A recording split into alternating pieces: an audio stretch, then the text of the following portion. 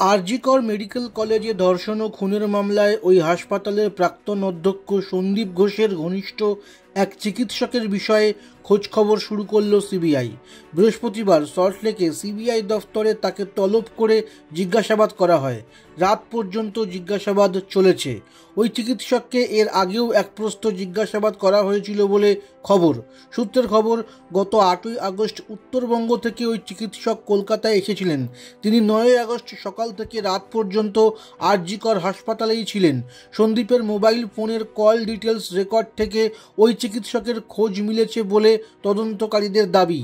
CBI সূত্রের খবর, ওই চিকিৎসক সল্টলেকের একটি গেস্ট হাউসে উঠেছিলেন বলে জানা গিয়েছে। সেই গেস্ট হাউসের মালিক এবং এক কর্মীকে শুক্রবার তলব করেছিলেন তদন্তকারীরা। তারাও সিজিও কমপ্লেক্সে এলে জিজ্ঞাসাবাদ করা হয়। ওই গেস্ট হাউসের রেজিস্টার ও অন্যান্য নথিও খতিয়ে দেখা হয়েছে বলে সিবিআই সূত্রের খবর।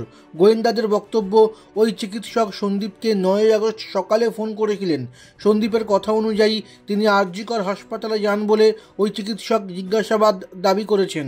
সিবিআই সূত্রের দাবি, ওই চিকিৎসক 8ই আগস্ট কলকাতায় পৌঁছন। 9ই আগস্ট সকালে তিনি সল্টলেকের গেস্ট হাউসে ঢুকেছিলেন। 8ই আগস্ট রাতে তিনি কোথায় ছিলেন সেই ব্যাপারে খোঁজ করা হচ্ছে। ওই চিকিৎসক আগেও সল্টলেকের ওই গেস্ট হাউসে থেকেছেন কিনা সেই ব্যাপারেও খোঁজ করছেন তদন্তকারীরা।